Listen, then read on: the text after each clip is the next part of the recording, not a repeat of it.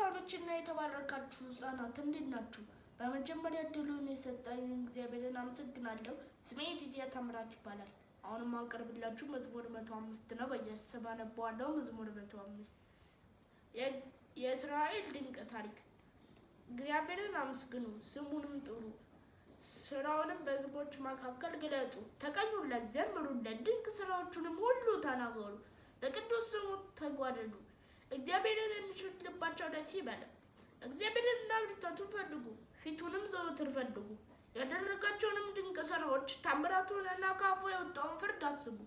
እናንተ የአገልጋዩ የአብርሃም ዘሮች፣ ለራሱም የመረጣችሁ የያዕቆብ ልጆች ሆይ አስታውሱ። እርሱ እግዚአብሔር አምላካችን ነው፣ ፍርዱም በምድር ሁሉ ላይ ነው። ኪዳኑን ለዘላለም ያዘዘውንም ቃል እስከ 1000 ትውልድ ያስታውሳል። ከአብርሃም ጋር ያደረገውን ኪዳን፣ ለይስሐቅም በመሐላ ላይ የተሰጠውን ተስፋ አይረሳም። ይህንን ለያዕቆብ ሥርዓት አድርጎ ለእስራኤልም የዘላለም ኪዳን አድርጎ አጸናለት። እንዲህ አለ፣ የርስት ድርሻ አድርጌ የከነዓንን ምድር እሰጥሃለሁ። በቁጥር አነስተኞች ሆነው ሳሉ፣ እጅግ ጥቂትና ባይተዋሮች ሳሉ፣ ከሕዝብ ወደ ሕዝብ ሲንከራተቱ፣ ከአንዱ መንግስት ወደ ሌላው ሲቅበዘበዙ፣ ማንም ግፍ እንዲፈጽምባቸው አልፈቀደም።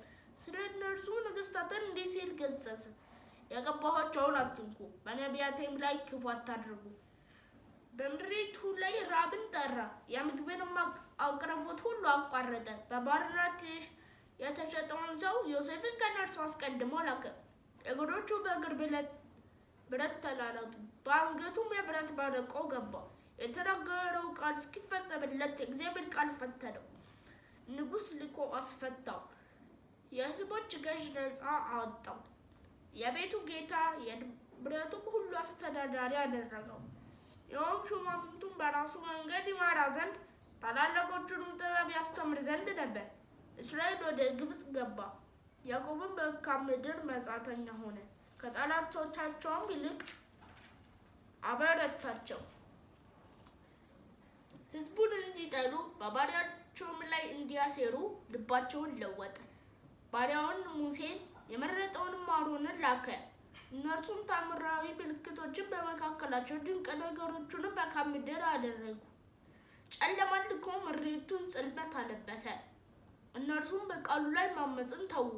ውሃቸውንም ወደ ደም ለወጠ፣ ዓሦቻቸውንም ፈጀ።